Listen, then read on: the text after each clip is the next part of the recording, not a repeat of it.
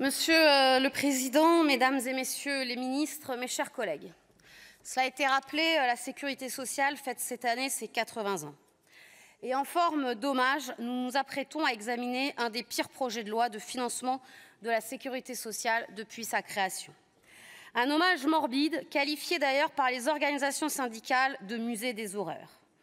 J'en énumère quelques-unes.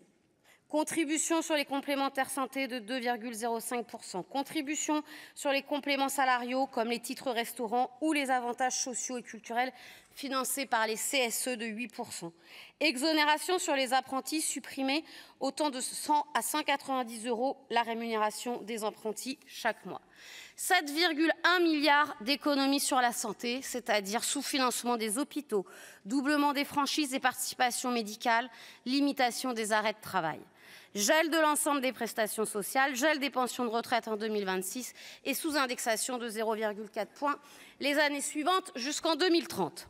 Alors, pour éviter de subir les affres du gouvernement Barnier, le gouvernement Lecornu a cherché un accord de non-censure en proposant ce qu'il qualifie de suspension de la réforme des retraites et qui est en réalité un simple décalage de l'application de la réforme Borne de 3 mois. Pire, ce décalage de l'application de la réforme des retraites de 3 mois pour les générations nées avant 1968 acte de fait le recul de l'âge légal de départ en retraite à 64 ans, point sur lequel nous avons toujours exprimé notre désaccord. Ainsi, ce projet de loi de finances de la sécurité sociale remet en cause frontalement le droit pour tout être humain qui, en raison de son âge, de son état physique ou mental, de la situation économique, se trouve dans l'incapacité de travailler, d'obtenir de la collectivité des moyens convenables d'existence, droit reconnu par l'alinéa 11 du préambule de la Constitution de 1946. De fait, plusieurs articles du projet de loi de finances de la sécurité sociale présentent donc à nos yeux des mesures d'inconstitutionnalité. Tout d'abord, le gel des prestations sociales et des pensions, car même si la vitrine a été brièvement nettoyée par l'Assemblée nationale, cela constitue une rupture manifeste du principe d'égalité devant les charges publiques, car il fait peser l'ajustement budgétaire exclusivement sur les ménages modestes et les retraités, sans effort comparable demandé aux revenus du capital. Le Conseil constitutionnel l'a déjà rappelé dans ses décisions sur les lois de finances de 2012 et 2014, on ne peut pas cibler une catégorie de citoyens pour équilibrer les comptes sociaux. Ensuite, la contribution de 8% sur les titres restaurants et les avantages versés par les comités sociaux et économiques relève très clairement, à nos yeux, d'un cavalier social.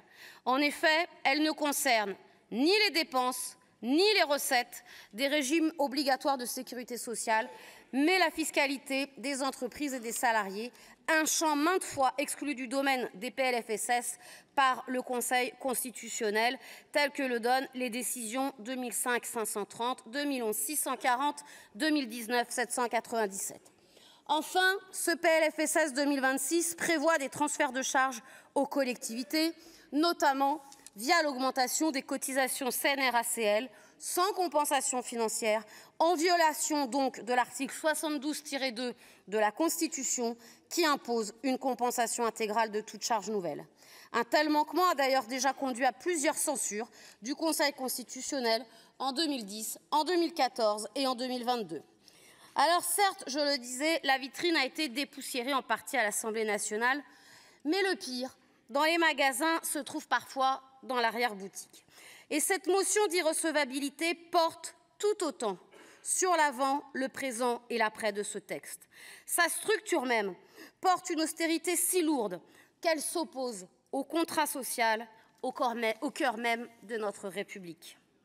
Rappelons que la politique du gouvernement repose sur un plan d'austérité qui vise à détruire nos services publics pour satisfaire les injonctions de Bruxelles et ainsi tenir les engagements du fameux plan budgétaire et structurel à moyen terme, dit dans un terme d'acronyme technique PSMT, pour 2025-2029, négocié par le gouvernement Barnier, appliqué par le gouvernement Bayrou et donc engagé par le gouvernement Lecornu.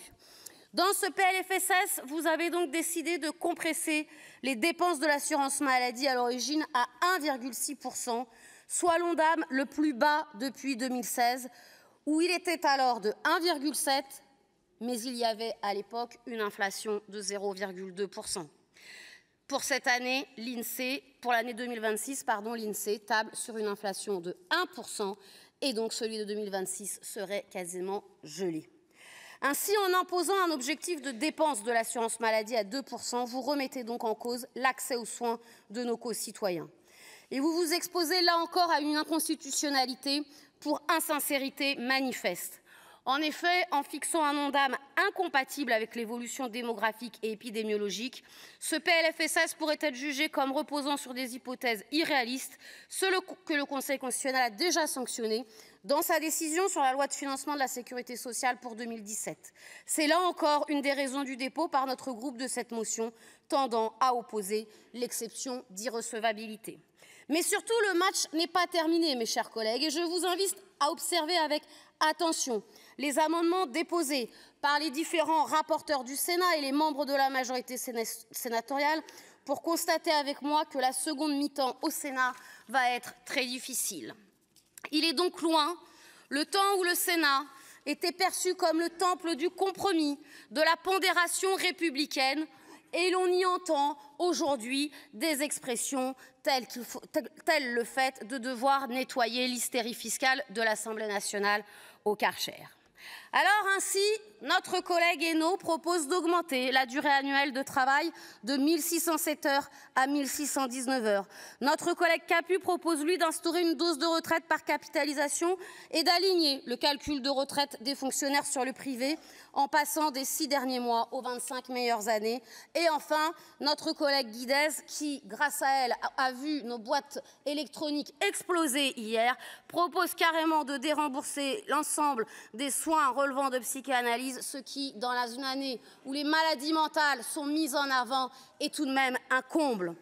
Et puisque nous parlons d'inconstitutionnalité, permettez-moi d'ajouter que la proposition d'aligner les pensions de la fonction publique sur le privé, en passant, comme je le disais, des 6 derniers mois aux 25 meilleures années, ne relève, là encore, en aucun cas du domaine des lois de financement de la sécurité sociale.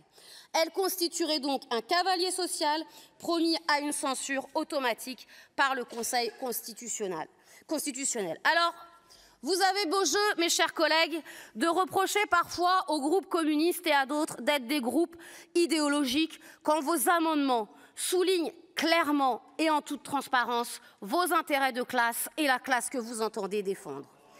L'issue de la commission mixte paritaire semble bien hypothétique, voire même illusoire, sauf à accepter non pas des compromis, mais des reniements de part et d'autre. Le Sénat va prendre sa revanche sur la majorité de l'Assemblée nationale en rétablissant tous les articles supprimés, ou une grande partie, et en supprimant tous les articles adoptés, ou une grande partie. Pour notre part, nous refusons ce jeu de dupes où chacun y trouverait son intérêt, sauf la principale intéressée, notre sécurité sociale, celle qui assure à chacune et à chacun la qualité de bien vivre dans notre pays, quelle que soit sa condition sociale. Le 4 septembre 2016, Emmanuel Macron, alors candidat à l'élection présidentielle, déclarait « Le modèle de l'après-guerre ne marche plus. Le consensus politique, économique et social qui s'est fondé en 1945, complété en 1958 et caduc, il est directement issu de l'après-guerre et d'un moment de refondation de la vie politique où d'ailleurs, vous l'aurez noté, les communistes ont su travailler avec les gaullistes. » J'oserais dire, fin de citation, il nous semble, à l'heure où beaucoup parlent de consensus, qu'il est urgent non pas d'en rajouter dans l'excès tel que nous allons le voir dans les jours et dans la semaine qui vient, mais bel et bien au contraire de retisser ce lien social indispensable pour nos concitoyens. Alors à celles et ceux qui veulent célébrer les noces de chêne entre l'État républicain et la sociale, nous disons oui, votez notre motion pour mettre un terme à un mauvais tour à notre modèle de protection sociale. À celles et ceux qui pensent encore pouvoir sortir de la séquence budgétaire avec quelques victoires sur l'accessoire et des reculs sur le principal, nous vous disons Refuser de voter la motion, c'est accepter l'adoption des amendements de la majorité sénatoriale et être comptable des coupes budgétaires. En conclusion, je veux le dire avec gravité, notre groupe a fait le choix de déposer cette motion, non par peur des débats ou du refus de discuter, mais parce que la pièce de théâtre qui est en train de se jouer est déjà connue et méprise la lettre et l'esprit même de notre Constitution. Telles sont les raisons du dépôt de cette motion.